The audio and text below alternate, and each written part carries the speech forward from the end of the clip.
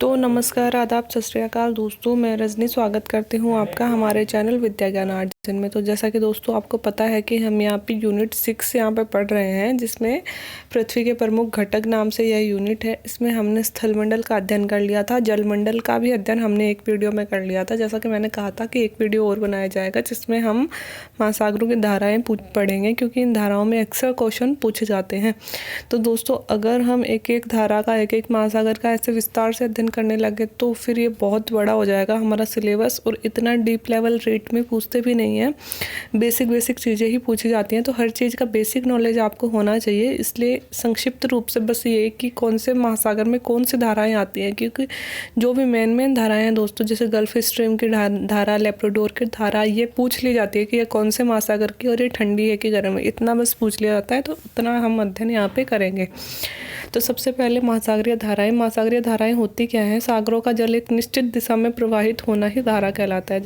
जैसे कि पृथ्वी पर हवाएं चलती हैं, वैसे ही महासागरों में दोस्तों धाराएं चलती हैं। तो वो हवाएं जो एक निश्चित दिशा में प्रवाहित होती हैं, सारी साल उसी दिशा में प्रवाहित होती हैं, उनको हम सनातनी पवन कहते हैं दोस्तों, है ना।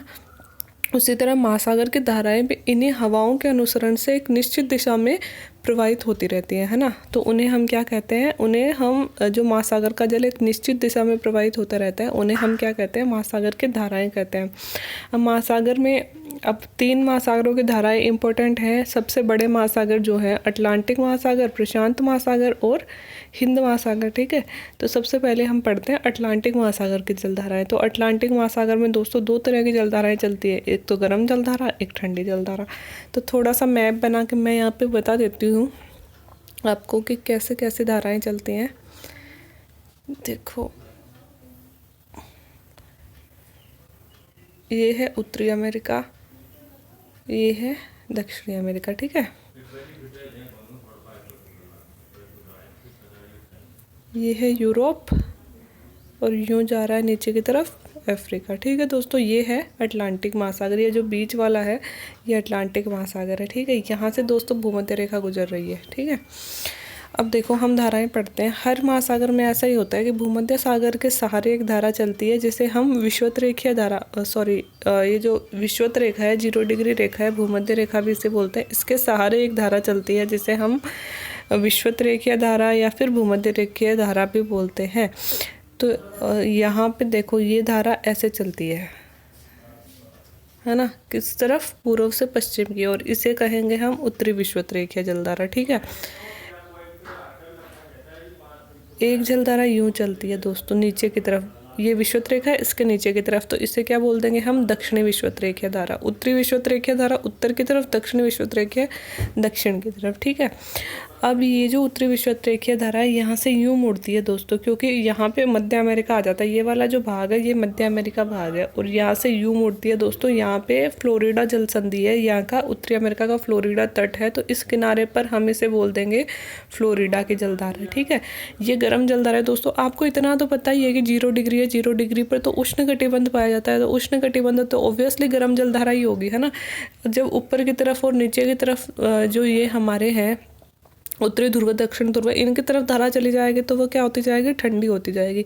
तो ये गर्म जलधारा है, फ्लोरिडा की भी गर्म जलधारा है। अब ये धारा दोस्तों कोरियोलिस बल के प्रभाव के कारण ऐसे मुड़ जाती है, ठीक है। किधर? यूरोप की तरफ मुड़ जाती है। तो ये धारा बहुत ही विस्तृत होती है, बहुत ही बड़े आकार में तीव्र गति से चलती है। इस धारा को बोलते हैं हम, ये वाली धारा है गल्फ स्ट्रीम की धारा दोस्तों, बहुत इंपॉर्टेंट है। गर्म जल धारा है, किधर से किधर चल रही है? उत्तरी अमेरिका का ये जो कौन सा तट है, पूर्वी तट से यूरोप के पश्चिमी तट, ये उत्तरी अमेरिका का पूर्वी तट है, यूरोप के पश्चिमी तट, इधर से यूं मुड़कर इधर चल रही है ना। तो ये कौन सी धारा हो गई दोस्तों? गल्फ स्ट्रीम की धारा, ठीक है। ये गल्फ स्ट्रीम की धारा यहाँ तक गर्म है। अब देखो ऊपर की तरफ आ गई ना, ये ध्रुवों की तरफ, अब ये यहाँ पे ठंडी होती जाएगी दोस्तों, है ना। उधर कुछ ये धारा, ये नार्वे है दोस्तों, ये नार्वे की तरफ चली जाएगी, तो नार्वे की धारा क्या हो जाएगी? ठंडी जलधारा हो जाएगी। अब ये धारा इस तट से टकरा कर यूं मुड़ जाएगी और नीचे की तरफ आएगी, और ये वाली धारा कहलाएगी दोस्तों कनारी की धारा। इतना मैंने यहाँ पे लिखा नहीं है, लिखा मैंने इंपॉर्टेंट बातें हैं, मैं आपको बता रही हूँ। देखो ये उत्तरी विषुवतरेखीय धारा है, 1 मिनट थोड़ा सा क्लीन कर देती हूँ, आपको समझ में नहीं आएगा। ये उत्तरी विषुवतरेखीय धारा है, ठीक है। ये फ्लोरिडो की धारा है यहाँ तक। फिर ये इधर मुड़ी, गल्फ स्ट्रीम की धारा कहलाई। ये तीनों गर्म थी, है ना।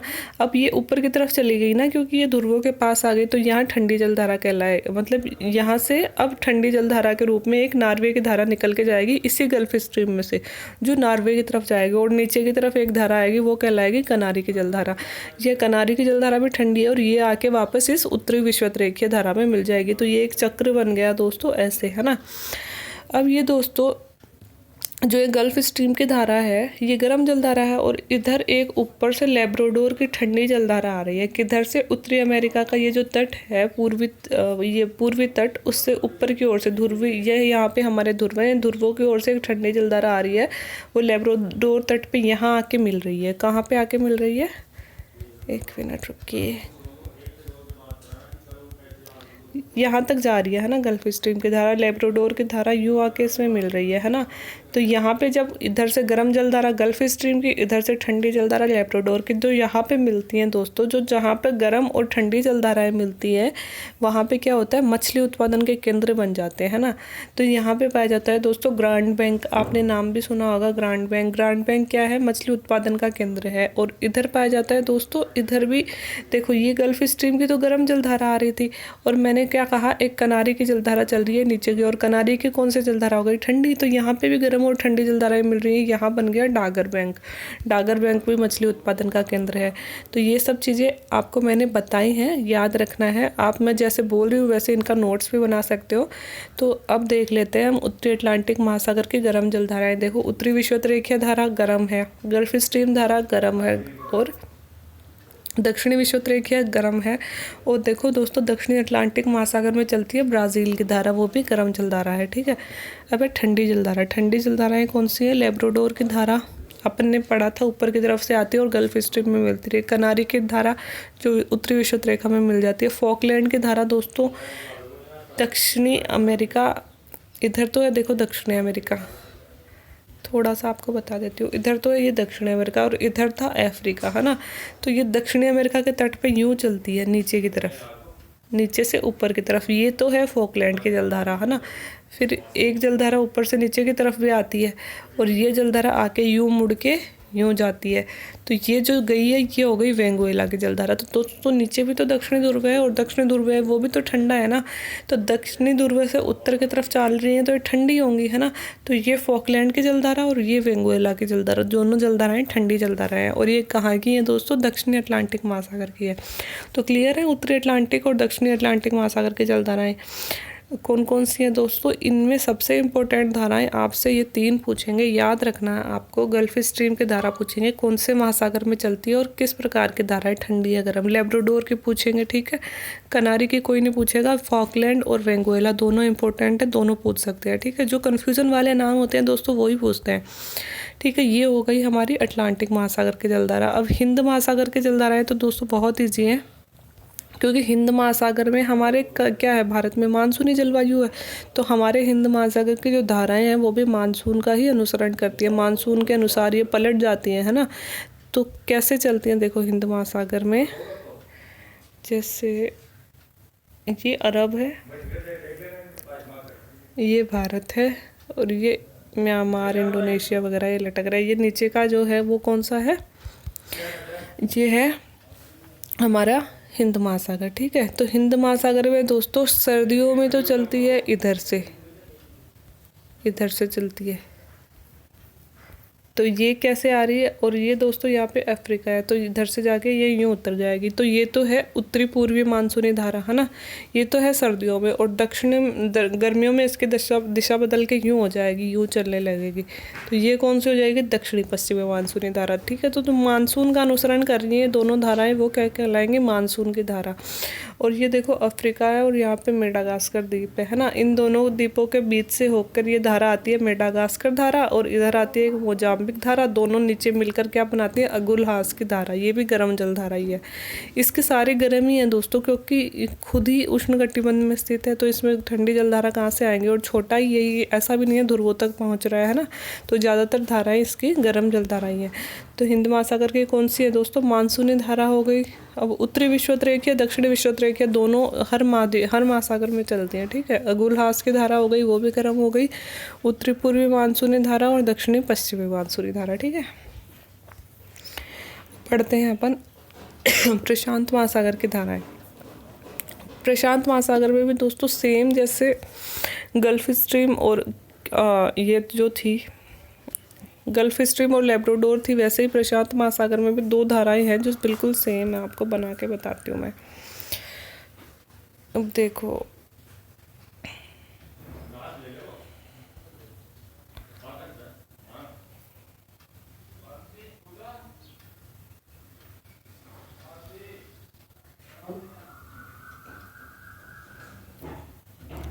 ये है एशिया का पूर्वी तट। ठीक है, और इधर था ये अमेरिका और इधर है दक्षिणी अमेरिका, है ना। इन दोनों के बीच में कौन सा महासागर है? प्रशांत महासागर है। यहाँ से मान लो विषुवत रेखा होकर गुजर रही है, तो यही सेम आएगा उत्तरी विषुवत रेखीय धारा, सेम नीचे की तरफ दक्षिणी विषुवत रेखीय धारा। ठीक है, अब ये उत्तरी विषुवत रेखीय धारा यहाँ से मिल रही है ना, और यहाँ से मिलके यूँ मुड़ जाती है किधर? इसकी तरफ, यूरोप की तरफ। एक मिनट दोस्तों, इधर यूरोप बनाती हूँ मैं।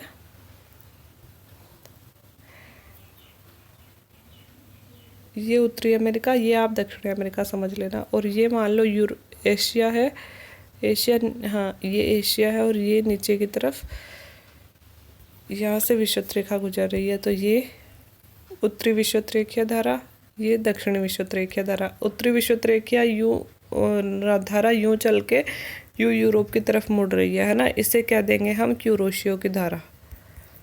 ठीक है, अब क्यूरोशियो की धारा से एक ठंडी धारा आके ऊपर की तरफ, ये क्यूरोशियो की तो क्या हो गई? गर्म जल धारा। अब एक ठंडी जल धारा इससे आके मिल रही है ऊपर की तरफ से, इधर क्यूराइल द्वीप है दोस्तों, तो क्यूराइल द्वीप से आके मिल रही है, तो ये क्या हो गई?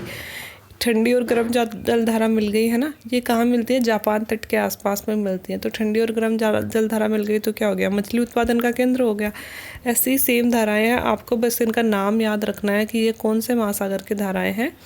जैसे कि उत्तरी विषुवत रेखीय धारा हो गई प्रशांत महासागर में, दक्षिणी विषुवत रेखीय धारा हो गई, अलास्का धारा है, ये भी गर्म जल धारा है। अल नीनो की धारा दोस्तों हमने पढ़ा है कि अल नीनो की धारा हमारे मौसम पे कितना ज़्यादा प्रभाव डालती है, वो हम अगले लेक्चर में पढ़ेंगे अल नीनो की धारा कैसे काम करती है। एक हो गई क्यूरोशियो की धारा। ठीक है, मैंने आपको बताया था क्यूरोशियो की धारा गर्म जलधारा है। ये कौन सी जलधारा से मिलती है? आयोशिवा या फिर क्यूराइल की जलधारा से। ये ठंडी जलधारा है, ये गर्म जलधारा, ये दोनों मिलकर मछली उत्पादन के केंद्र बना देती है। ठंडी जलधाराओं में कौन सी है दोस्तों? कैलिफोर्निया की धारा और पेरू हम्बोल्ट की धारा। तो इनमें से इम्पोर्टेंट कौन सी है दोस्तों? इनमें से इम्पोर्टेंट है, एक तो आपसे ये पूछेंगे अल नीनो की धारा कौन से महासागर में चलती है? प्रशांत महासागर के। एक ये पूछेंगे क्यूरोशियो और एक ये पूछेंगे क्यूराइल और एक पेरू और हम्बोल्ट की। तो ये कौन से महासागर की है और ये ठंडी है कि गर्म है ना, ये इनके बारे में पूछा जाता है। तो ये हैं दोस्तों धाराएं। उम्मीद है समझ में आ गई होंगी, और अगर ना समझ में आई हो तो नीचे कमेंट बॉक्स में कमेंट करके मुझे बताएं, मैं आपको और क्लियर कर दूंगी। आगे एक लेक्चर अलग से बना दूंगी। अगर धाराएं नहीं समझ में आई हो तो विशेष रूप से मैं इस पे इतना जोर इसलिए नहीं दे रही हूँ कि दोस्तों हमारा सिलेबस बहुत ज़्यादा वाइड हो जाएगा, हम एक एक चीज़ को इतने वाइड तरीके से अध्ययन यहाँ पे नहीं कर पाएंगे, तो हमें हमारा बेसिक क्लियर होना चाहिए। मैं उतना ही आपको पढ़ा रही हूँ। तो अगर वीडियो अच्छा लगा हो तो प्लीज़ लाइक करें, शेयर करें और अपने दोस्तों के साथ सब्सक्राइब करें। Thank you very much.